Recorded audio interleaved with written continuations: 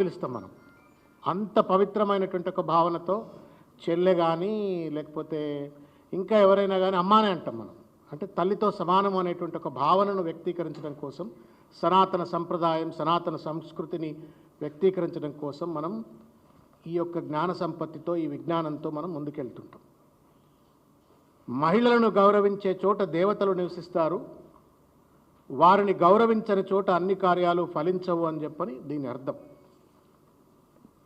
కానీ దుర్మార్గం ఏంటి అంటే తెలంగాణ రాష్ట్రంలో గౌరవ తెలంగాణ రాష్ట్ర ముఖ్యమంత్రి రేవంత్ రెడ్డి గారి యొక్క ఆధ్వర్యంలో నిర్వహించబడ్డటువంటి యొక్క మిస్ వరల్డ్ ఈవెంట్ ఏదైతే ఉందో ఇది పూర్తిగా కూడా భారతదేశ ధర్మానికి, సంస్కృతికి, నమ్మకానికి, విశ్వాసానికి, మహిళల ఆత్మగౌరవాన్ని కించపరిచేటువంటి ఒక రీతిలో దీన్ని నిర్వహించినారు. దానికి ప్రతీక ఏంటి అంటే ఆ అమ్మాయి miss British, miss England మిల్లా Maggi ఈ ఈవెంట్లో నుండి మధ్యలోనే వెనక్కి వెళ్ళిపోయిన తర్వాత ఆవిడ చేసినటువంటి ఒక కామెంట్స్ ఏదైతే ఉన్నాయో అది సన్ అనేటువంటి ఒక ఇంటర్నేషనల్ మ్యాగజైన్కి ఇచ్చినటువంటి ఒక ప్రెస్ కాన్ఫరెన్స్ కానీ, తర్వాత గార్డియన్ అనేటువంటి ఒక పత్రికకు ఇచ్చినటువంటి ఒక ప్రెస్ కాన్ఫరెన్స్, ఆమె ఇచ్చిన ఇంటర్వ్యూలు కనుక చూసినట్టయితే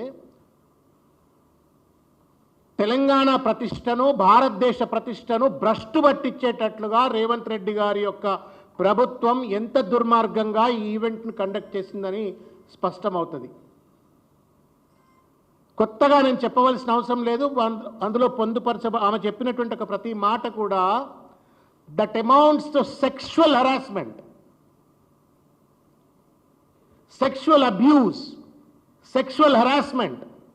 ఇంకే దేశంలోనైనా ఇటువంటి ఒక ఈవెంట్ జరిగినట్టయితే ఏమాత్రమైనా మానవత్వము, ఇంగిత, నైతికత, దేశ ప్రతిష్ట, జాతి ప్రతిష్ట అనే ఒక బాధ్యత ఉన్నటువంటి వాడు ఎవడైనా సరే ఇమ్మీడియట్గా ఒక ఎఫ్ఐఆర్ రిజిస్టర్ చేసి ఉండేవాళ్ళు.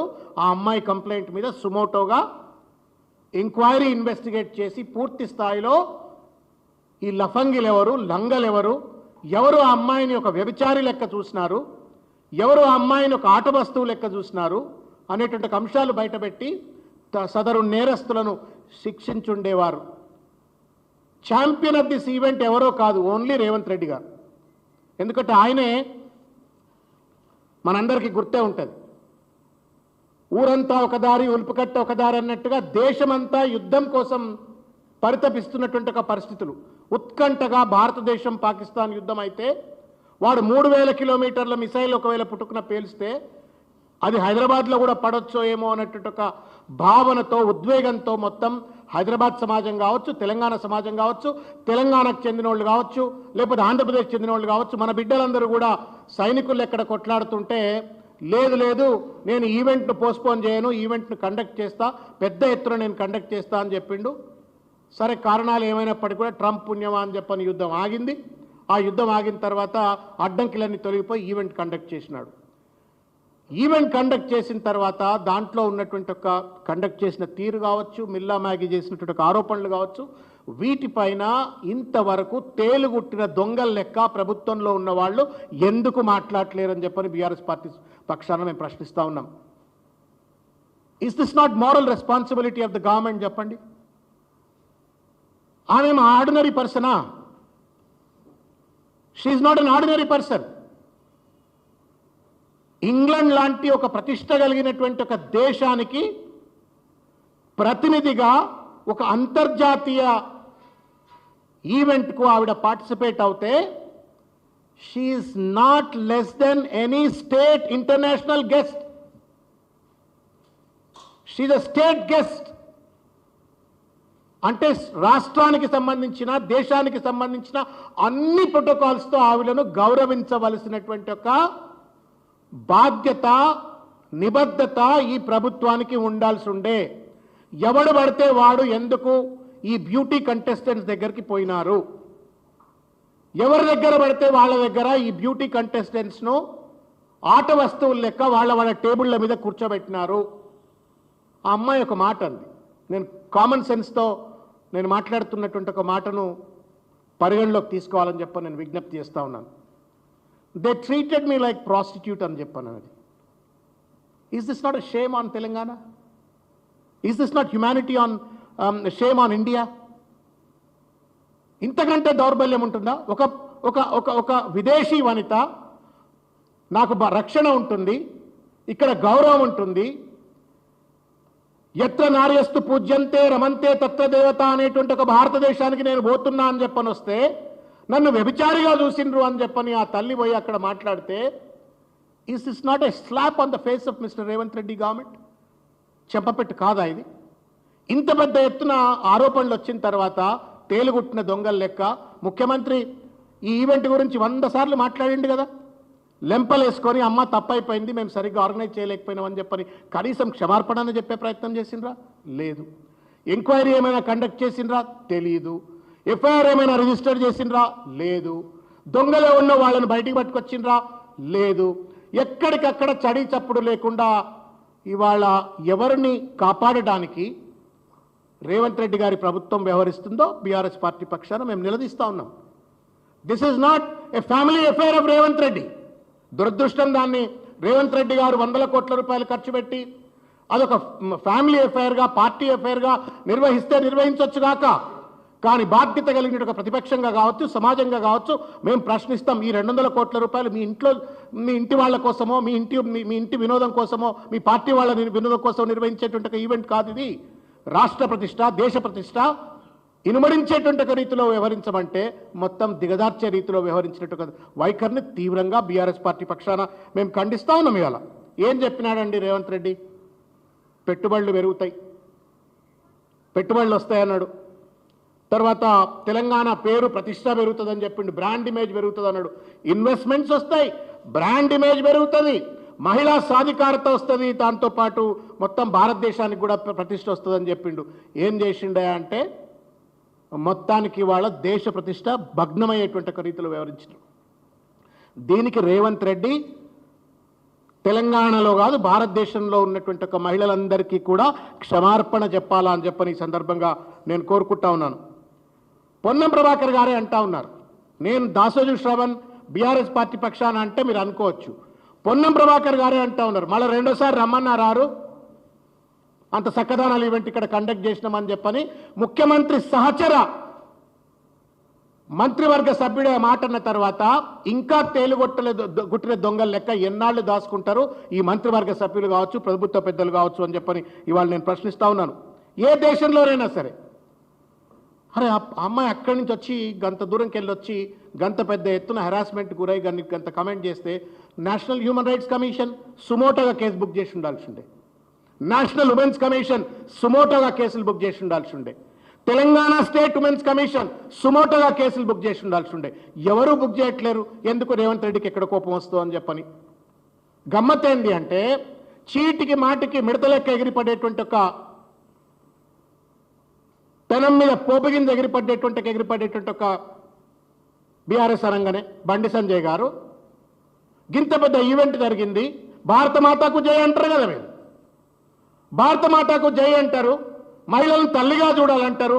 ఒక ప్రెస్ కాన్ఫరెన్స్ అయినా ఈ మహిళల చేసిన కమెంట్ల పైన బీజేపీ వాళ్ళు చేసిండ్రా? ఆయన కేంద్ర హోంశాఖ మంత్రి, నేను అడుగుతా ఉన్నా. It's a matter of law and order. If a women is being abused, sexually harassed, it's a matter of law and order. ఎందుకు ఒక హోం మంత్రిగా నువ్వే ఆర్డర్ చేసి ఉండొచ్చు బండి సంజయ్ గారు. నేషనల్ ఉమెన్స్ కమిషన్ కు you'd made a request to women's commission, national human rights commission enquiry చేయమని చెప్పని అడుగుండాల్సి ఉండే. ఎందుకు అడగట్లేరు? ఏం అక్రమ సంబంధాలు రేవంత్ రెడ్డి గారితో? మీకు ఏం అక్రమ సంబంధాలు ఈ ప్రభుత్వంతో? పేరుకేమో బీజేపీ కాంగ్రెస్ పిల్లియలు అంటారు, రేవంత్ రెడ్డి ప్రభుత్వం చేసిన తప్పిదాలను మాత్రం ఎక్కడా కూడా ప్రశ్నించకుండా ఇవాళ ఒక దుర్మార్గమైన ఒక వైఖరికి పాల్పడతా ఉన్నారు. ఇది ఎంతవరకు న్యాయం అని చెప్పని అడుగుతా ఉన్నారు.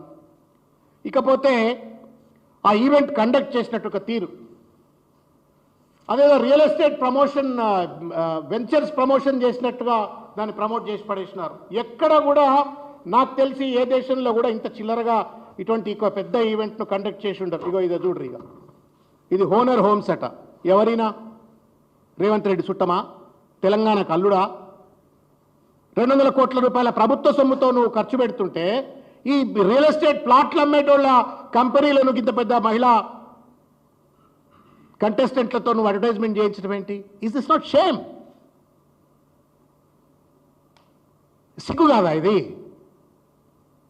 నేను ఒక ఇంటర్నేషనల్ ఈవెంట్ అంటే ఏ international CNN, Fox News, New York Times, Washington DC ఇటువంటి ఒక పెద్ద పెద్ద పత్రికలన్నీ వస్తాయి.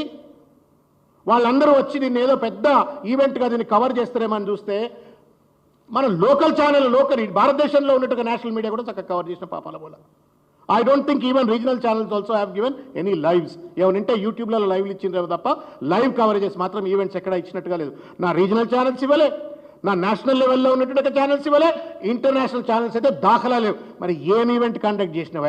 ఏం ప్రతిష్ట, ఏం అంతర్జాతీయ పెట్టుబడులు తీసుకొస్తా అని చెప్పినావు? అంటే పెట్టుబడులు కాదు కానీ పేరును మాత్రం రేవంత్ రెడ్డి ఖరాబ్ చేసి పడేసినాడు. తెలంగాణ ప్రతిష్టను సర్వనాశనం చేసి పడేసినాడు.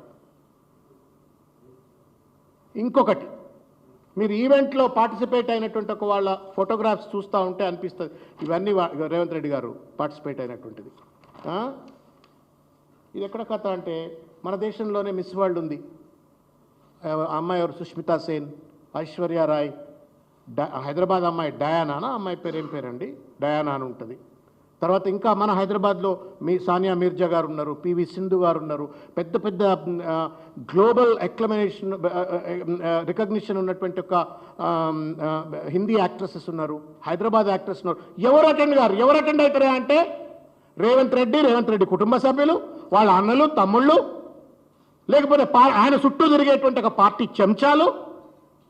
ఈ ఈవెంట్లో వివివిఐపీస్ లెక్క ఎవరి దగ్గర కూర్చుంటున్నారు? ఆ కంటెస్టెంట్స్ దగ్గర కూర్చుంటున్నారు అని చెప్పని ఫోటోలు కనబడుతున్నాయి. Is this not shameful way of organizing? ఆయనకంటే బుద్ధి జ్ఞానం లేకపోవచ్చు. I'm really surprised about the etiquette of IAS officers. మీకన్నా చెప్పాలి కదండి బ్యూరోక్రాట్స్ మీరు. This is not the way of conducting an international event. ఒక ఇంటర్నేషనల్ ప్రోటోకాల్ ఉన్నటువంటి ఒక ఈవెంట్ను ఈ రకంగా కండక్ట్ చేయొద్దు అని చెప్పని బుద్ధి మీరైనా గడ్డి పెట్టాలి కదండి.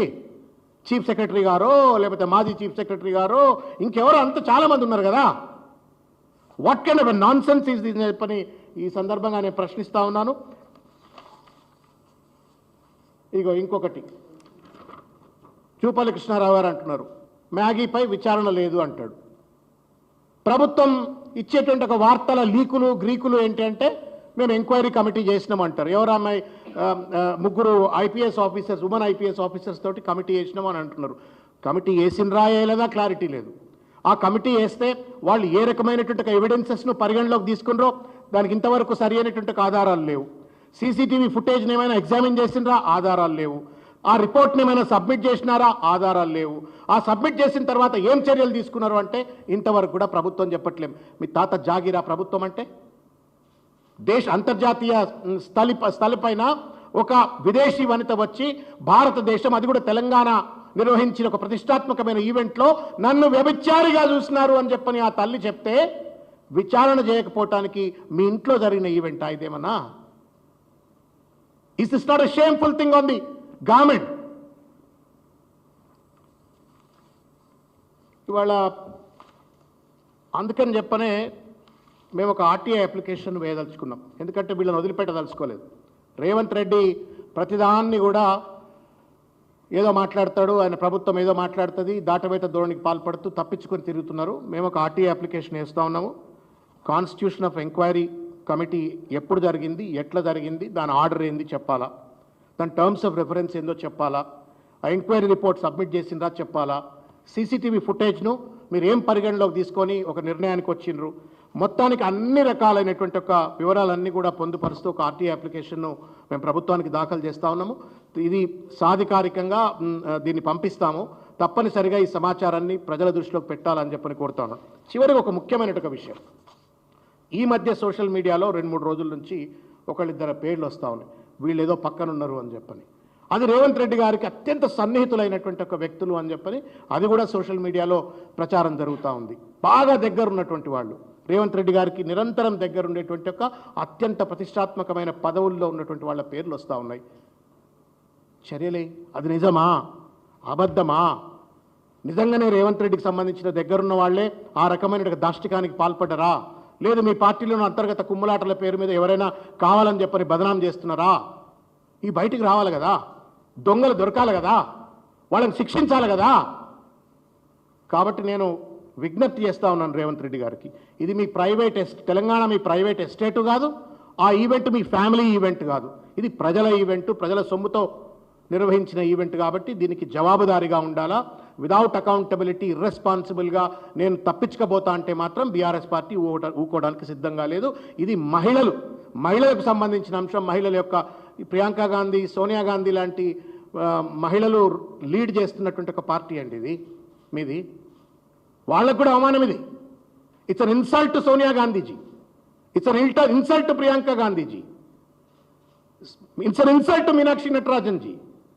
ముగ్గురు మహిళలు ఉన్నటువంటి ఒక ముఖ్యమైనటువంటి ఒక పార్టీ, ఆ పార్టీలో ఇంత చిల్లరగా మహిళల పట్ల వ్యవహరిస్తున్నటువంటి ఒక తీరును ఇంతవరకు మాట్లాడుతున్నారు.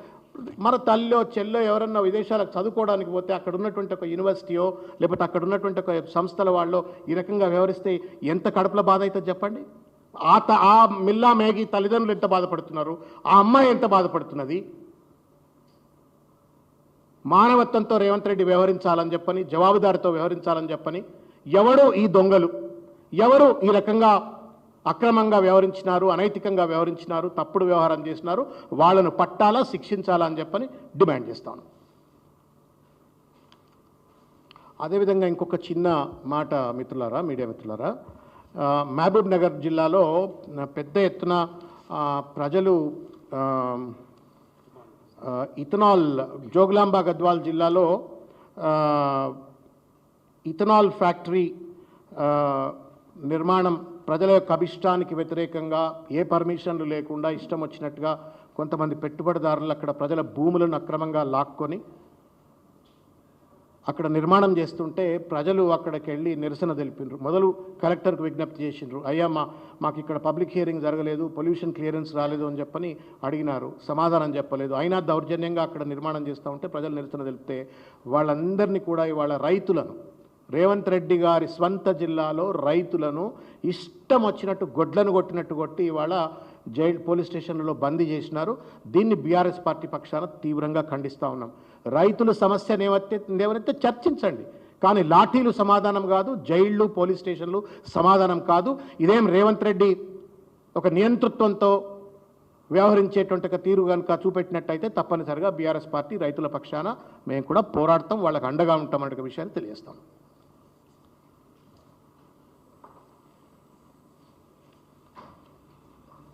ఇది ఒక ఫోటో చూడరు, గమ్మత్. మీరు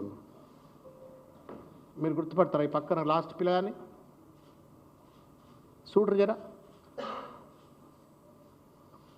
చూడ్రి.